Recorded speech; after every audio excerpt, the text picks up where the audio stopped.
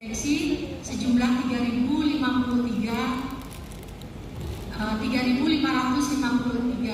alat.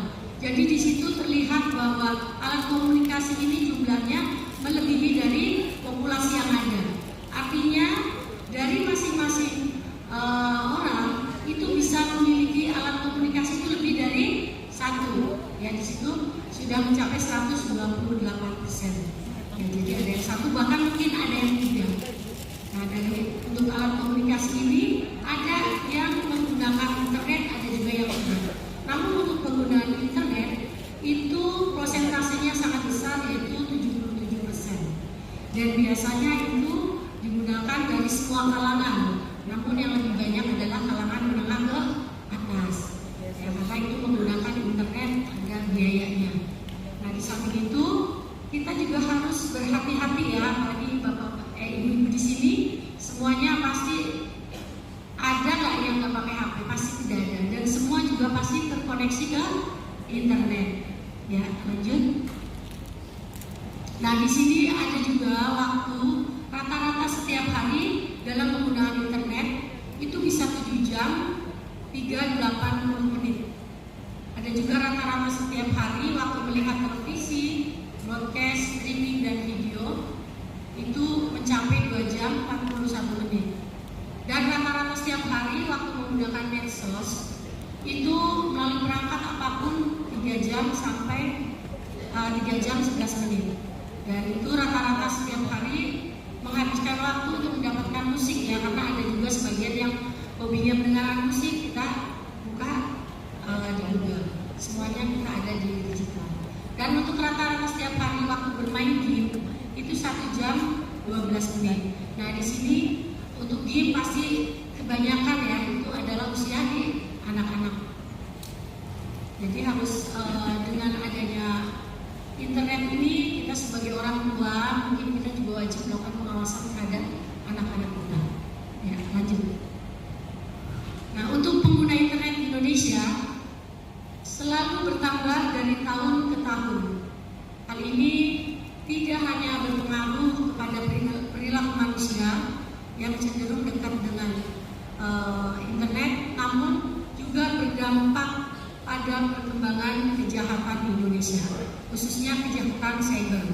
Ya, dulu kejahatan itu masih ranahnya konvensional, namun sekarang semakin marak kejahatan-kejahatan di dunia online. Ya, itu mungkin lebih pas kita menggunakan internet yang kita dipaksakan sejak mulai tahun 2019. Sejak adanya COVID-19, kita mau tidak mau harus menggunakan internet. Mau dewasa, anak-anak semua harus kita menggunakan internet ya, karena di sekolah dulu juga sekolahnya sekolah online ya, mungkin anak SD sudah kita kenalkan dengan gadget ini loh, seperti ini penggunaan internet. Jadi itulah manfaat-manfaatnya. Namun ada juga dampak-dampak yang negatif. Ya, lanjut. Nah, di sini kita berbicara masalah media sosial. Media sosial itu adalah sarana yang digunakan oleh orang-orang untuk berinteraksi satu sama yang lain dengan cara menciptakan, berbagi, serta bertukar informasi dan gagasan dalam sebuah jaringan dan komunikasi virtual. Ya, jadi kita dulu bersosialisasi hanya secara nyata ya di rumah, secara konvensional. Sekarang berubah, kita kadang-kadang kita bersosialisasi itu di digital ya. Bagusnya itu memang mendekatkan yang jauh. Ya, mungkin orang tua kita mungkin yang di daerah yang berbeda, kita bisa komunikasi setiap hari.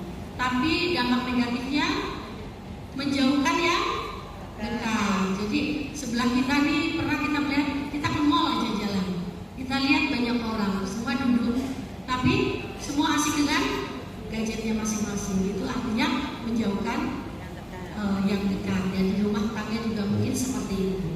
Ya, lanjut. Nah, untuk penanganan kejahatan cyber kita ada dasar hukumnya ya Bu. Jadi dasar hukum yang pertama kita menggunakan hukum acara pidana, di mana hukum itu yang mengatur tata cara bagaimana penegakan hukum kita lakukan. Yang kedua, Kepolisian Negara Republik Indonesia. Di situ ada kewenangan, tugas, dan lain sebagainya untuk kepolisian negara. Dan yang ketiga, ini ada undang-undang khusus yang mengatur tentang ITE atau digital, yaitu Undang-Undang Nomor 1 tahun 2024 itu tentang perubahan yang kedua. Jadi sudah 2 kali kita mengalami perubahan dari 2008, 2016 dan sekarang 2024 baru kemarin diresmikan perubahannya. Dan yang keempat ada juga Undang-Undang Nomor 44 tentang pornografi. Karena pornografi ini sering terjadi di dunia maya atau dunia digital. Ada lagi Undang-Undang Nomor 35 tentang perubahan Undang-Undang Nomor 23 tahun 2002 tentang perlindungan anak. Ya, dengan adanya teknologi, dengan adanya digital, sekarang banyak sekali yang menjadi korban adalah anak-anak, dan banyak juga perempuan ya. Jadi di sini kebetulan karena saya bidangnya adalah perempuan dan anak, jadi kita banyak sekali menemukan yang menjadi korban adalah perempuan dan anak. Ada juga di Undang-Undang Nomor 11 tahun 2012. Di sini berbicara tentang sistem peradilan pidana anak. Jadi berbeda dengan Undang-Undang Perlindungan Anak. Kalau sistem peradilan pidana anak, di situ mengatur apabila seorang anak menjadi pelaku suatu tindak pidana. Dan yang terakhir tetap kita menggunakan hukum pidana. Undang-Undang Nomor 1 tahun 46. Ya, lanjut. Menjadi korban.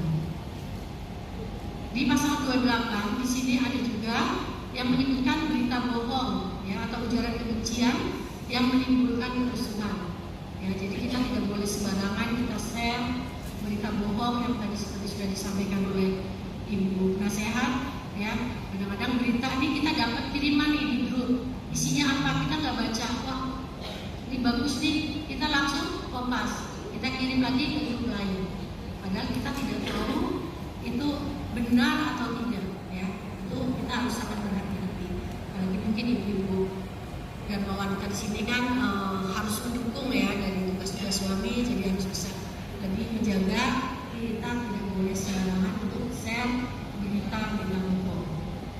Dan yang kelima ada juga pasal 29 itu melakukan pengancaman kekerasan dan menakut-nakuti. Itu juga banyak yang terjadi korban